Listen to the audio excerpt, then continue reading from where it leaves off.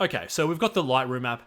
Now, the full name for this is Adobe Lightroom Photo Editor, if you want to look it up in the App Store or the Google Play Store, and it's available both on Android and iPhone devices, so it doesn't matter what device you have, you should be able to run and install this app.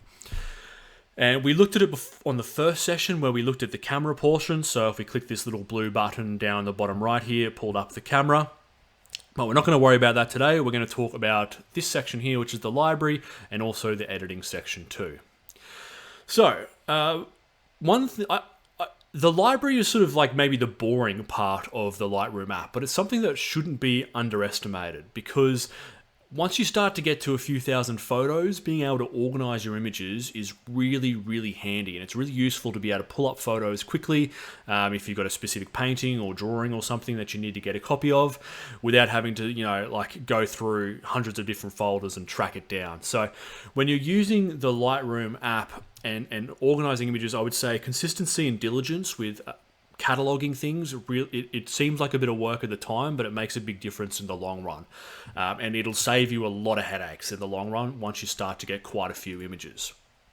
Now, at the moment, any photos that we take in the Lightroom app, so if we take a photo in the camera portion of the app, that'll automatically get imported into the library. But any other photos, so photos that you've taken with the default camera, or photos that you've taken with maybe a dedicated camera system, we've got to actually import them in to bring them into this Lightroom sort of bubble. So the way that we import photos is just by clicking this little button down the bottom here, this sort of camera icon, picture icon with a plus, and then it asks us where we want to add photos from. I'm just going to add them in from my camera roll, which is where the default place for storing photos on an Apple iPhone is. It'll be different for an Android phone. And then you can select the photos that you want to bring in. So I'm going to choose this one, and this one. So these three photos are photos that I've shot on my DSLR camera. And I want to swipe right to select them. It's going to let me do it. Hang on, I'll go to select mode. Boom, boom, boom. Select those three, and then I'm going to click Add to bring them into the Lightroom library. So now they've been imported, and if I go into all photos, I can see these three photos here, ready to catalog and ready to start editing. Now, at the moment, everything's just sort of thrown in together. So we can organize this a little bit further still. And we can do, one of the ways of doing that is through these things called albums or folders. And albums and folders are sort of like folders are on your computer. So rather than just having everything in the one folder, we can have groups of images in particular folders. There is a little bit of a hierarchy to this. So we can put photos into albums and we can put albums into folders, but we can't do it in any other order. So the way that I think about it is that you use albums to organize your photos and you use folders to organize your albums. I'm just going to quickly create an album now. So click on that and it'll ask me to create it. And let's call this one Artwork Documentation. Hit OK. And now it's got this album down the bottom here, which doesn't have any images in it yet. What I'm going to do now is just click into this All Photos section at the top, and I'm going to select those three photos that I just imported and add them to that album so that we can start to layer some organization onto this. Go into the little three dots at the top here, and that's going to let me select which images I want to bring into the album. So I'm going to hit select there, and I'm going to go tick, tick, tick, and then I'm going to click down the bottom here where it says Add To, and choose to add them to that album there. Now if I go back to my home page, I've got these three photos in that album. Nice and easy to find. So this is a good way, I could sort my artwork documentation photos away from my personal photos. And what I do on my computer when I set up this way is I tend to have, an album for every client that I have. I have a folder for every client, and then I'll have an album for every job for that client. Just so that, because quite often, it happened today, someone will, send me an email, hey Chris, I need, what was the thing today? I need Art in Australia are asking for some images to publish on their website. Do you have the high-res copies? I've lost them. And because I've structured the images this way, I can easily go back into Lightroom, find that particular client set of photos, give them back to them. And for a working photographer, it makes the experience a lot better for the client too, because you're not sort of mucking around, holding them on the hook to, wondering what's going on with their images. Now, that's pretty straightforward because we can sort of do something similar to that on our computers, right? But one of the great things about Lightroom is we can also add ratings and keywords to images as well. So if I click into one of these photos here, it automatically brings me into the edit page. And if I just click on that drop-down box, I can click on either rate or review or keywords instead. I'm going to go to rate and review, and here I can add a 1, 2, 3, 4, 5 star, or also what we call pick and reject flags. So I can say, hey, quite like the look of this photo, maybe I'll give it a 4-star rating, and I'll give it a tick. If I didn't like the photo, I could hit reject, and what that does is it doesn't delete the photo, but it just sort of grays it out, so it becomes less of an option. Other thing you do, if I go into rate and review, back up there, and I'll click to keywords this time instead, I could add a whole heap of keywords to this. So I could add words like, framed, maybe flower, maybe inkjet print or something like that, inkjet. So words that I associate with this photo, and then I can quickly do a search down the track, and I can search for a term like framed and find photos that have been framed that I've photographed, or flower and find all the images with flower, which might pull up this, and also maybe any other flower photos that I've taken. And the way that we use those ratings and those keywords to actually search is through this little icon here, this funnel icon, which is the filtering icon. So I'm going to go back into all photos, and I'm going to click on this little icon at the top here, and it'll ask me what I want to filter by. So if I choose a filter rating of, say, 4 stars, all of a sudden, the only photo I'm given is that photo there of the flower, because that's the only photo that has that 4-star rating. So hopefully you can see how powerful this is if you're really diligent with adding in the keywords, doing the ratings, and putting things into albums and that sort of thing too. I can remove that filter now by clicking that little X icon up there. And at the moment there's only like 20 photos or something in here. It wouldn't be too hard to find something. But on my computer, I might have 10,000 images or something like that. And it becomes impossible when you're photographing and creating for a long time to do anything. Did you have a question, Katie? I can see you've put your hand up. It's up to you, really. Generally, it would be quality. So, you'd say your 5-star would be the best photo you've ever taken. 1 star would be a rubbish photo.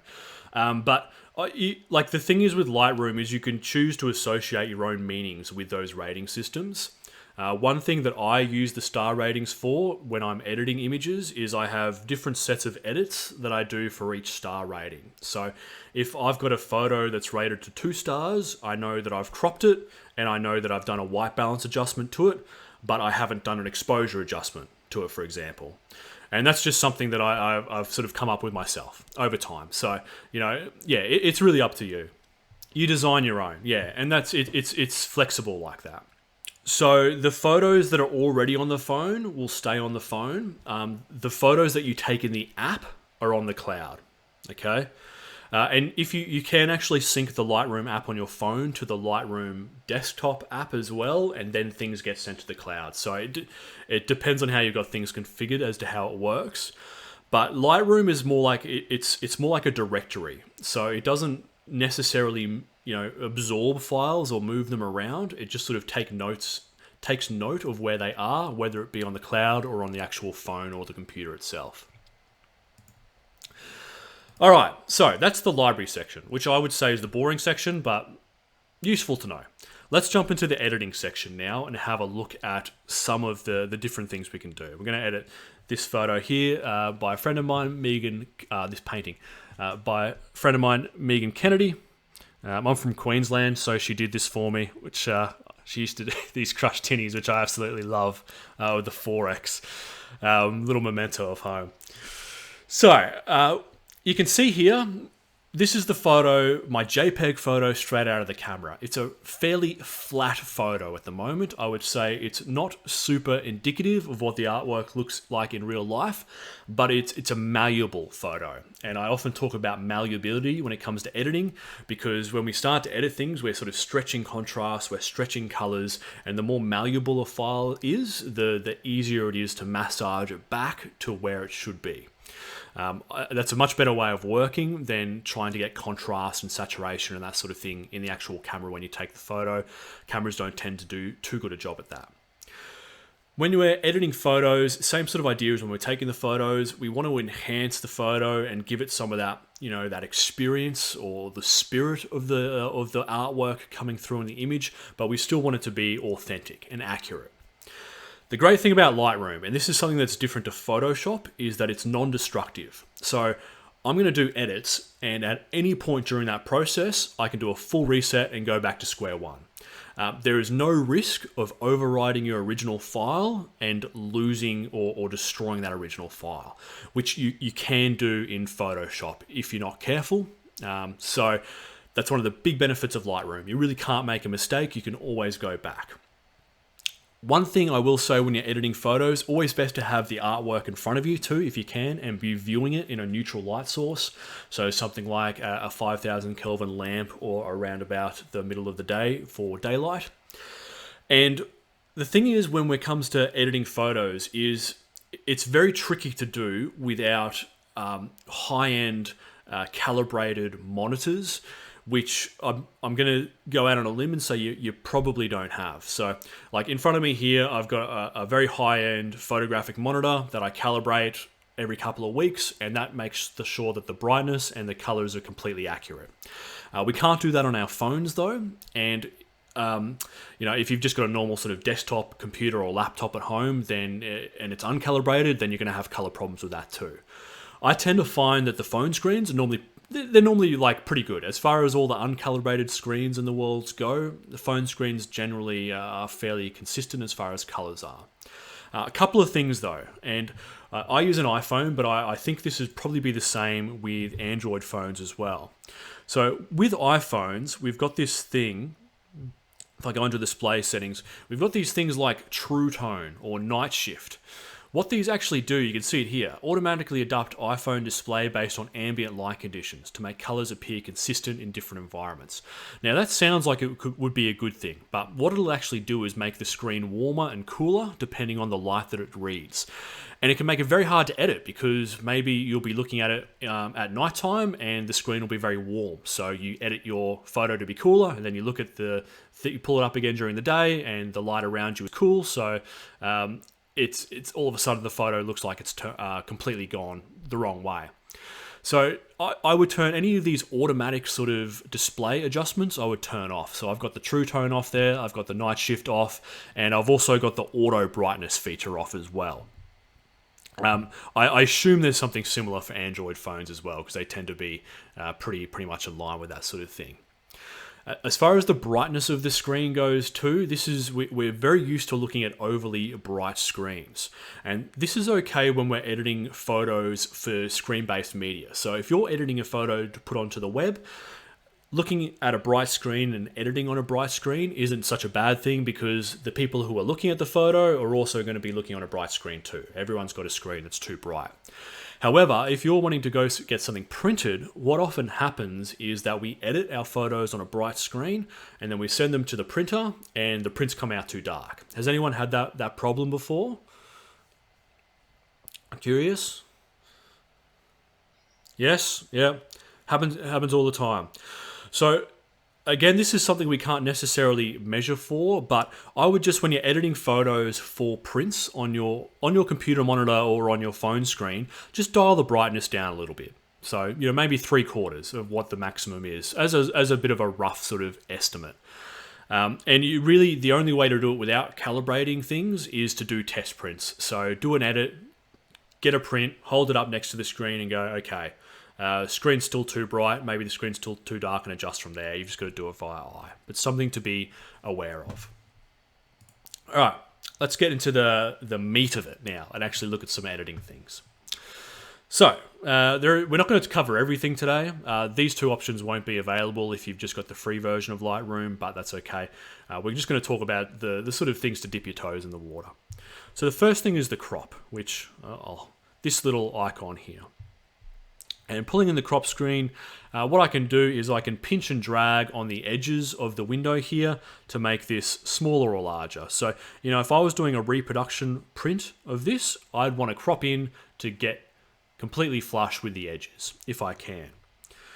So there are a couple of ways I can do that. At the moment, I've got this padlock locked. So what that's going to do is it's, no matter which way I make this smaller or bigger, the ratio is never going to change, which is a good thing.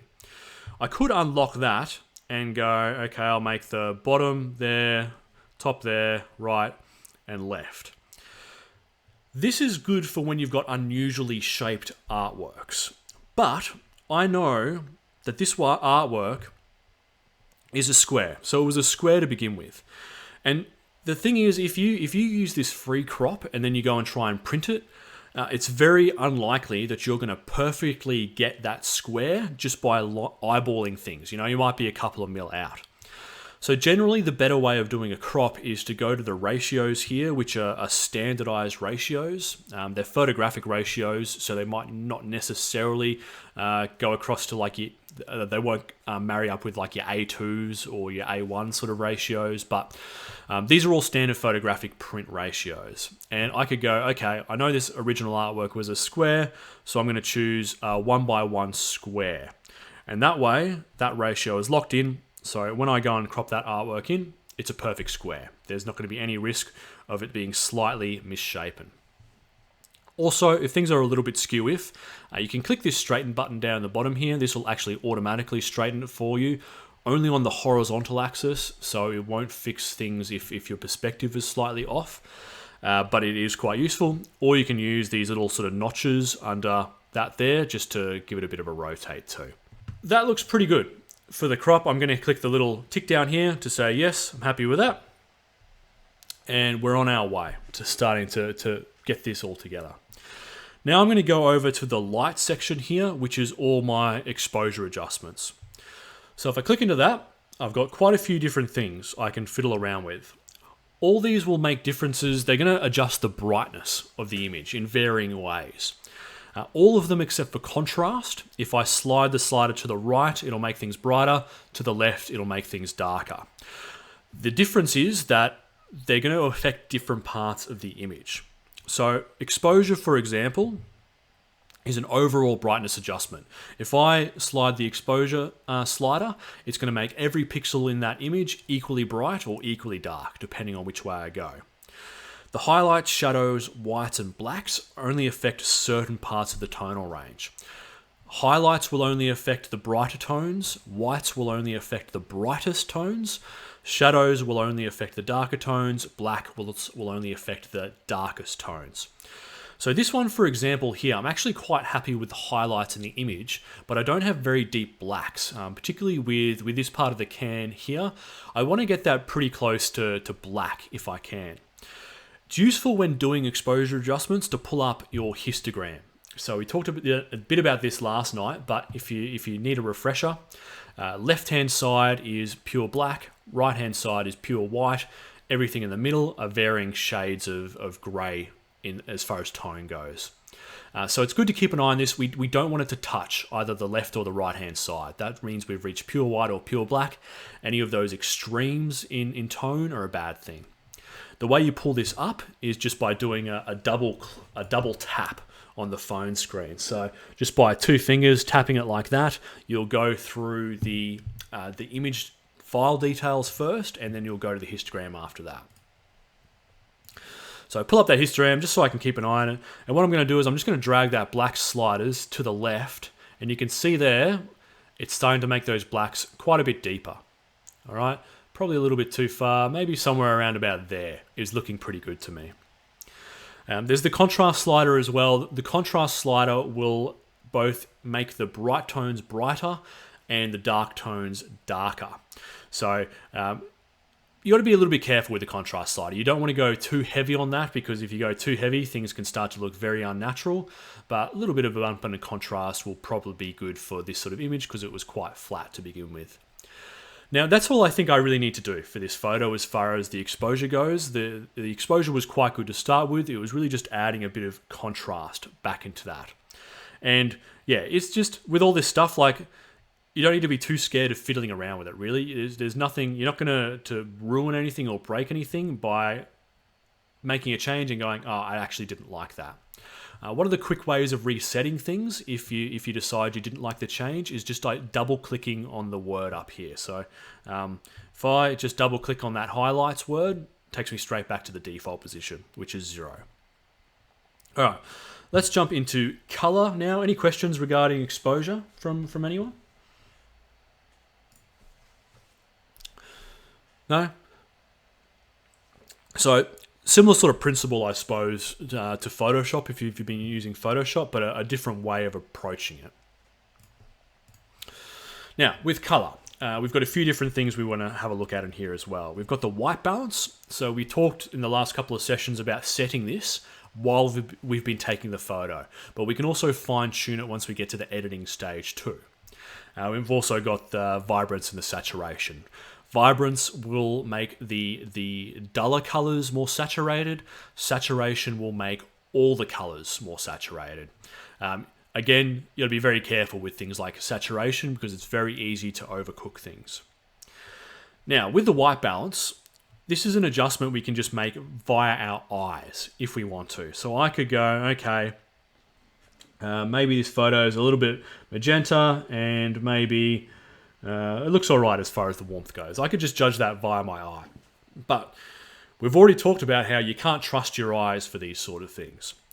So this is why when we're taking photos, it's good to capture an image of a grey card in the exact same lighting. Because what I can do is I can go to the color swatch here, and there's this little eyedropper tool. If I pick that up, what it's asking me to select is a neutral tone. And I know that my grey card is neutral. So if I put that little eyedropper tool over the grey card and then click that little tick up there, it's telling me, all right, what the adjustments I actually need to make to get this image neutral are -13 for the greens and -1 for the temperature to cool. So what I can do now is go back to my other photo, and I can go into color, and I can go, okay, my eyes were wrong. So, you know, I thought it was only -5 or whatever it was and nothing, but it's actually -13 and -1. And I know I can trust that grey card more than I can trust my actual eyes. So with doing these sorts of adjustments, I never do it via my eyes. I always do it off the grey card, just because I know that's neutral and it's calibrated. The other thing I might do is I'm just going to add a smidge of saturation back into this, just to make those yellows a little bit more poppy. Looks more poppy on my computer screen than it does on my phone screen, but I'm going to go off my phone screen. That's looking pretty good, I think. Cool. All right, so that's a majority of the editing there, basically. We've got just our exposure adjustment, our color adjustment, and also our crops. Another couple of things that might be useful for you though, there's one in effects, which is called clarity. What clarity does is it increases the contrast of your midtones, and what that actually means in sort of layman's terms is it gives a bit of a crispness to the image. This, again, is something you don't want to go too heavy on. I would tend to not go over sort of 10 for doing artwork documentation, but it'll just make things appear a bit more, you know, sharp isn't maybe not the right word, but crisper is sort of the word that I would use to describe it. We can also go into detail here, and we can add sharpening if we need to. So if I zoom in here, it should be pretty sharp already. It probably doesn't look sharp on your screens because of the loss of resolution through the stream. I'm going to add just a smidge of sharpening to that. Less is more with stuff like sharpening, so I'm going to go to 25. I would never go over 50 for sharpening. Don't worry about these things underneath it. They're not going to make much of a difference. Yep, far away. It's a good question. So, The sharpening uses algorithms, and what it's looking for is differences in contrast in pixels. And so, on a pixel level, it'll make some pixels brighter, some pixels darker. And if we go too heavy on that, it causes something we call artifacts. So what it can cause is patterns to show up in the image that look unnatural. And it can also cause something called haloing, which is where we get this sort of bright fringing around some of the edges in our photo. I'll see if I can do it to show you an example, but it may not work on this particular photo here. So if I'm going to crank the sharpening all the way up. Hopefully you'll be able to see this. So can you see how we're getting these sort of crunchy, artifacty patterns in here? And we're also getting very crunchy definitions on the lines here as well. Not sure if I don't think we have any haloing necessarily in this, but it's definitely some weird sort of patterns showing up, and hopefully you can see them in the stream.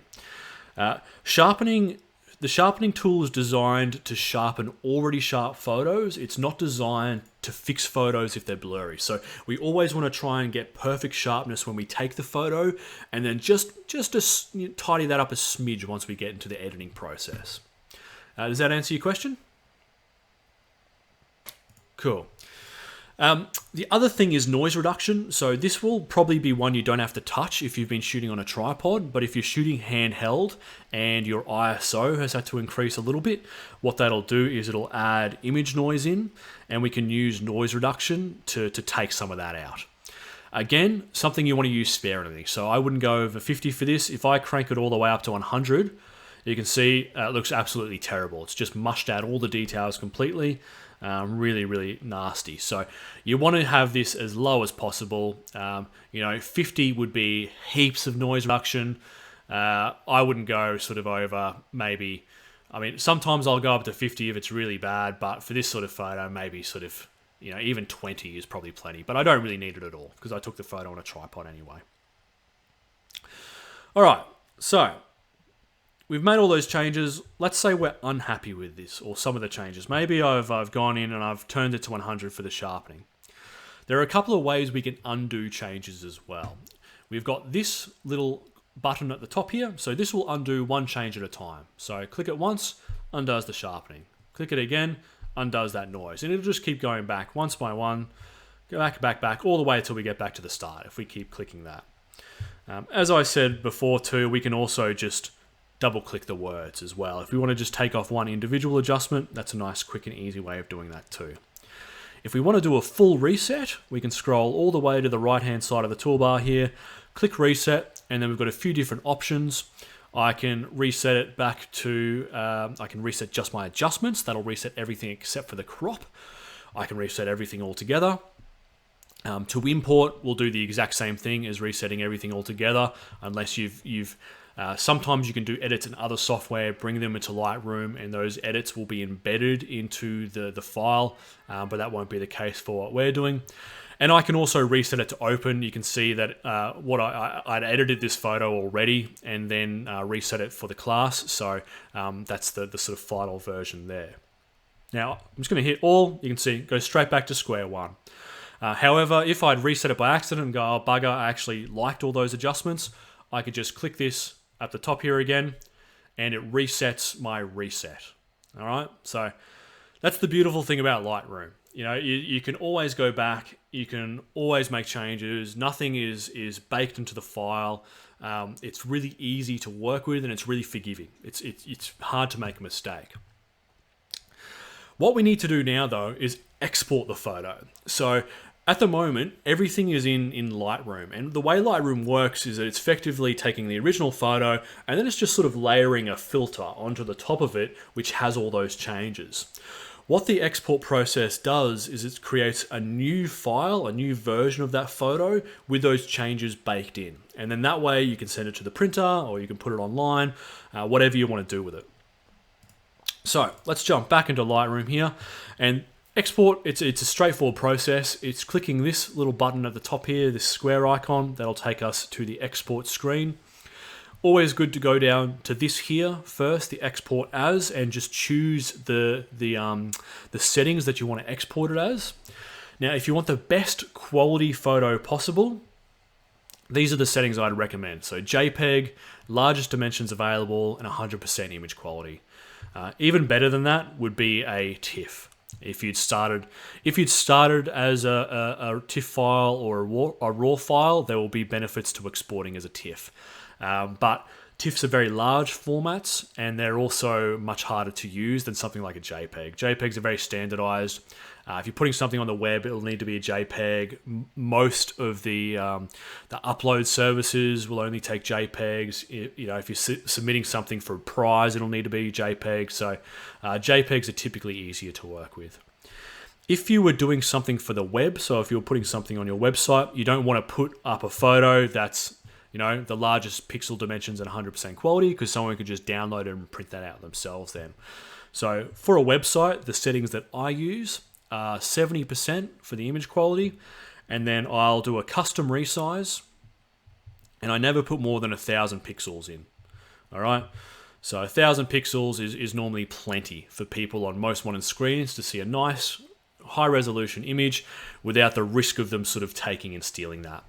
And if you're doing submissions for a competition, for example, they often have requirements as to the pixel dimensions that you need to send in. So always good to check the terms and conditions and find out exactly what sort of image they're expecting from you. Now that I've hit that, I'm just going to click that little tick at the top there, and that'll actually export the photo automatically for me. Okay. Insufficient storage. Oh, geez. All right. Apparently that's not going to work. Normally what they would do is just go to my camera roll. Let me go. I'm just going to try clicking that again, and I'm just going to click export to camera roll now instead. See if that works. There we go. That's successfully exported. Not sure what happened the first time. Now, if I just go to my stock standard camera roll on my iPhone here, I can see that image is stored with all my other photos. Okay, so I could put that on Instagram. I could upload it to an email, whatever I wanted to do. It's a new file with all those edits baked in. I've still got my original, and I can still go back to the original state if I need to in Lightroom. And that's Lightroom in a nutshell.